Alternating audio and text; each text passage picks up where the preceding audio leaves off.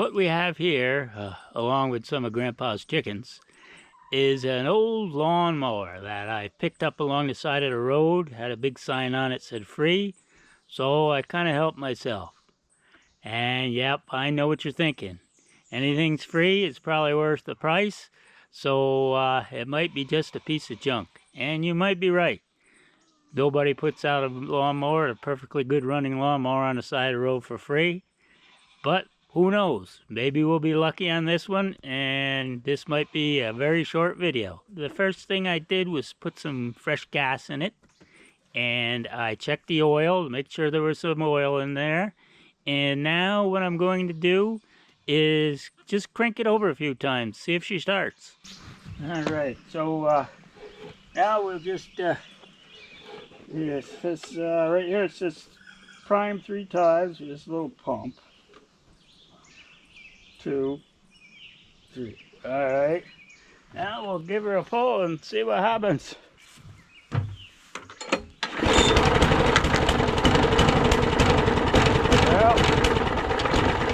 she's kind of running, but obviously that's not going to cut much grass running like that. Let's give her another pull.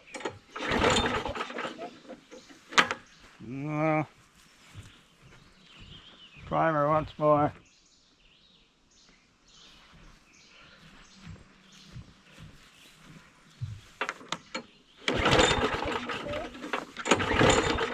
Nah.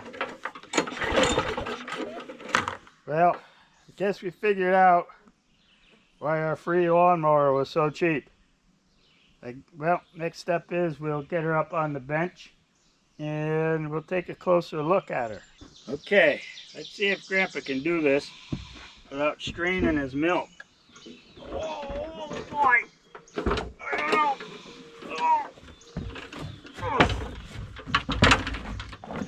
Oh. Well, hopefully that's the hardest thing I'll have to do all day. She's up there, now we can take a better look at her. Probably ought to get a couple straps, maybe, and hold her down, or at least one strap. Okay, we got the patient up on the gurney here, and she's all strapped down and ready. Grandpa's probably going to have to see the chiropractor after this, but oh well, it's the price you pay, I guess, sometimes. Now the next step is we're going to have to take it apart a little bit, I think, and see what's going on. It did fire and it kind of ran, so that tells me we have spark and we have fuel. I did check the spark plug. I knew we had spark because it fired, but I always like to do that anyway, because you never know, the spark plug could be fouled or there could be something else going on. But I will say there was spark there, but it was weak. I know you couldn't see it in the video. But it was kind of an orange colored spark where it should really be a bright blue color. So that has me a little concerned. So the next step is I want to take it apart and check. There's an aluminum flywheel key in these engines. It's kind of a safety device so that if you hit something too solid with the blades, it will shear and it will stop the engine from running. Now, obviously, I don't think it sheared completely because it does run, but it could have sheared a little bit, just enough to throw it out of time. If it's out of time, it's going to kind of run rough and certainly not run the way it should. So the next step is we'll start taking her apart and see if we can check out that flywheel key.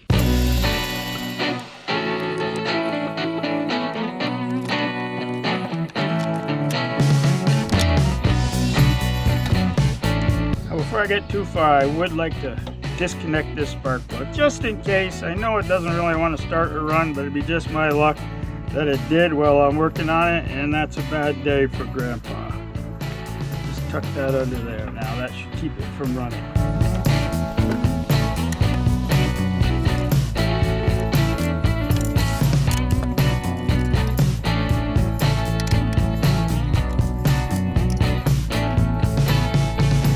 Out of the way just enough. All right, now the flywheel key we're looking for is down underneath this shroud.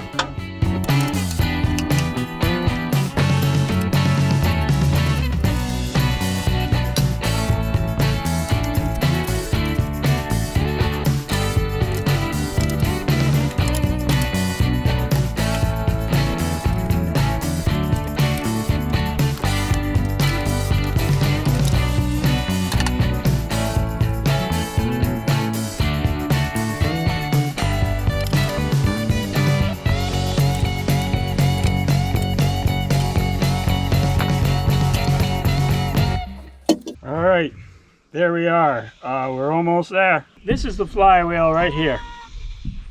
And the flywheel key we're looking for is down on the end of the shaft, the crankshaft, which is underneath this piece right here. This is part of our crank start, our pull start. There's a big nut down in there that's got to come out, and then this has to come off. This is the most challenging part of the disassembly. That nut is going to be very tight. Let's see what I can do.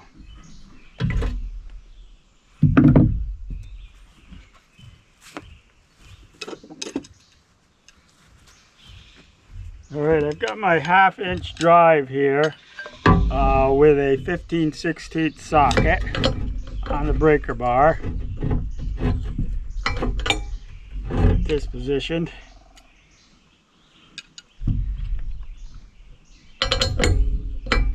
There. Now I've got my equalizer bar, which I'm going to put on the end of that to give me some extra leverage, like so. Now you can see if I just try to pull on it now, that flywheel is just going to turn. So I've got to carefully get this screwdriver into here so that I can hold this while I turn it. But I want to get it in there in such a way that I don't snap off these cooling fins. This screwdriver is just a little bit too big for this job. It won't fit down in there the way it wants. So I'm going to go get myself a little bit better screwdriver. Okay, here we go. I know I can hear the comments already. Grandpa, they make a special tool for that job. That's what you should be using. And you know what? You're absolutely right. But Grandpa doesn't do enough of this to pay for an expensive tool that he's not going to use all that often.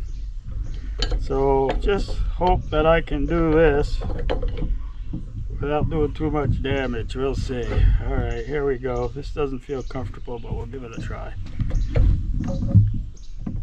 No, that's not going to work. Let's see here. We got to reposition stuff.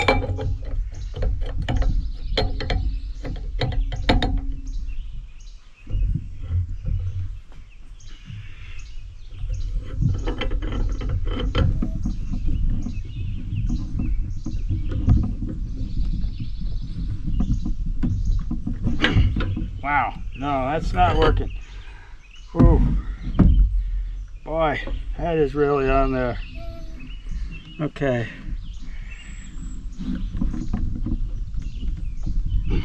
Nope. Alright, I think I'm going to have to put this back down on the ground where I can get a little bit more leverage on it. Okay, here we are back on the ground. It was a little easier getting it down there than bringing it up. And I thought about this a little bit, and I said, well, why hurt myself on this? I've got an air impact. I might as well give that a try. So here we go. Yep. That sure made life a lot easier. There. Now we're down to where the key is. The key is right down in this part right here. I'm going to take a close-up just so that you can kind of hopefully see what I'm talking about.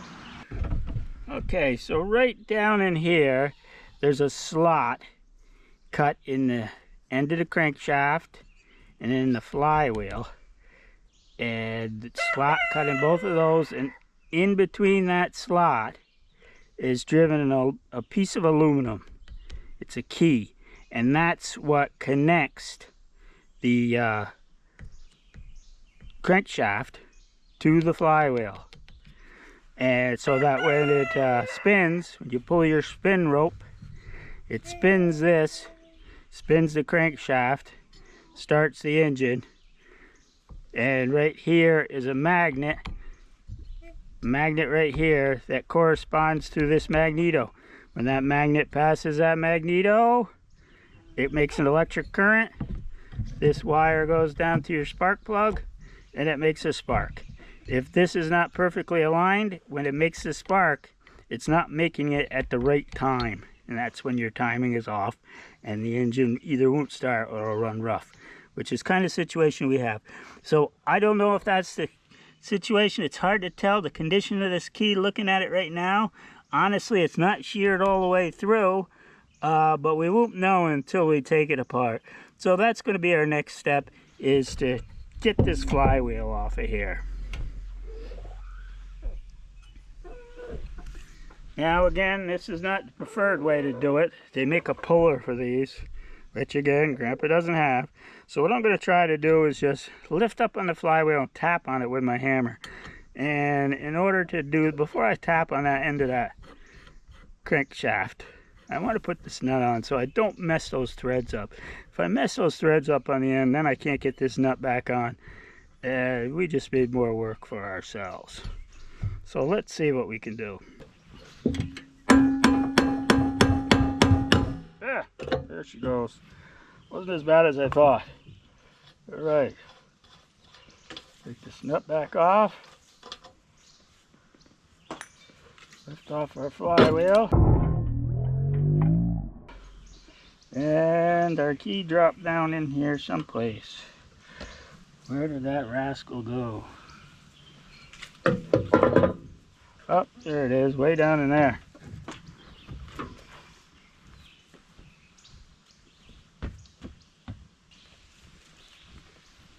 Alright, we'll get our needle nose pliers and see if we can fish it out of there.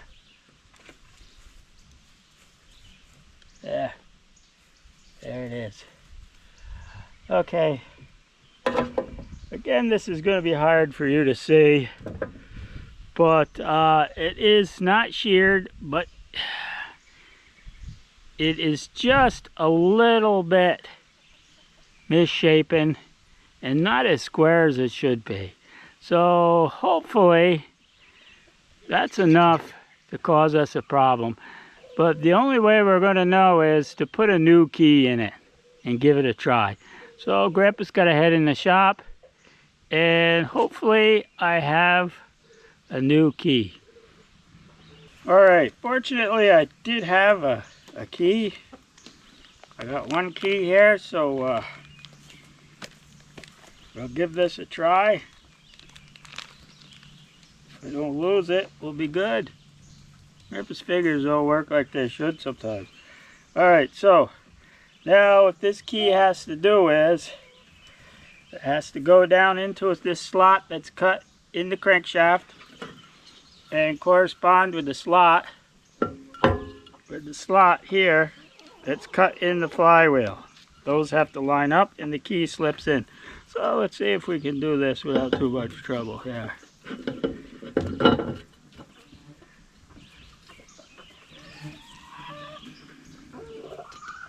There, he's down in there. Boy, I don't know. I wish it was a little tighter. That key in there was a little tighter. I'm a little concerned about that. But it's the key for this engine, so unless that keyway got a little warped, but we won't know until we try it. Alright, so now the next thing is, put this back on.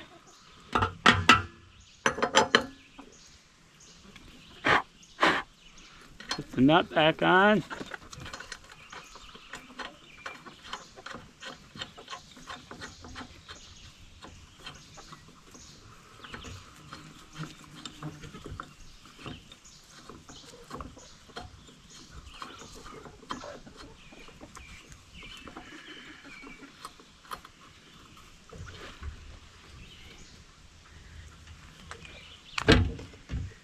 Now we tighten her up.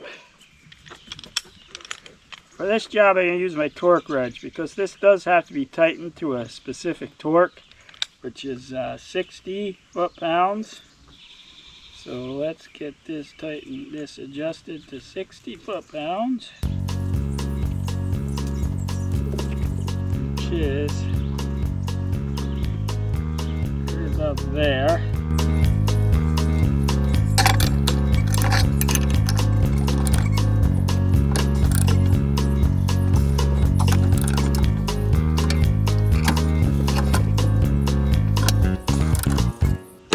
There we go.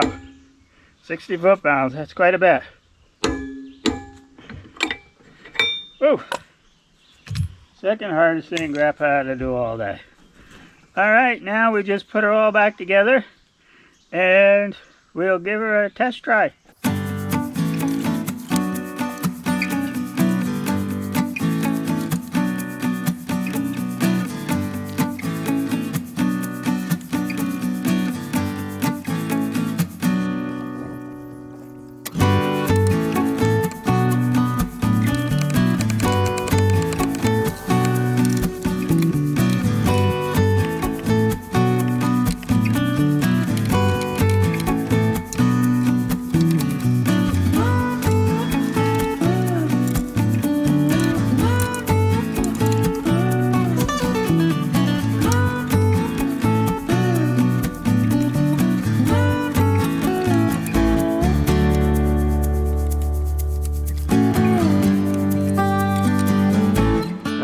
Filler. Only something.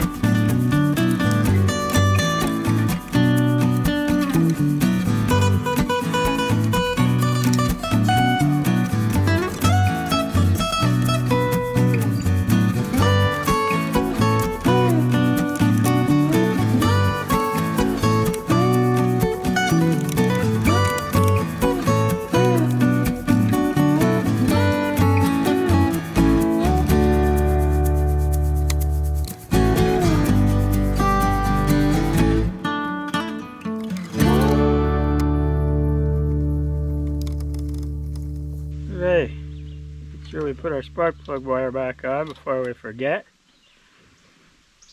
There, now it's back together and we're ready to give it a test firing. So let's see if we did that, all that work for nothing. Pull here.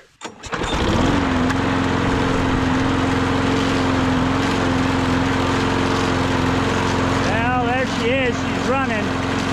But I feel better if I can take her over and see if she'll actually cut some grass.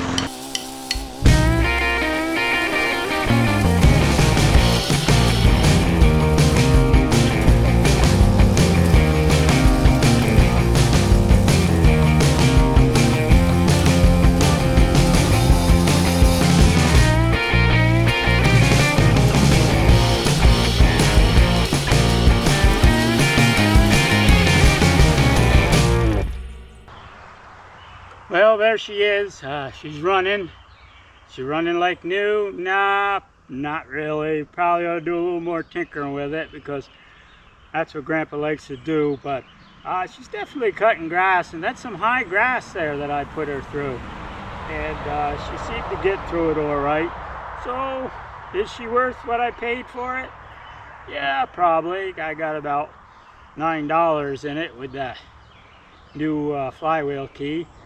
But other than that, I think it's worth it.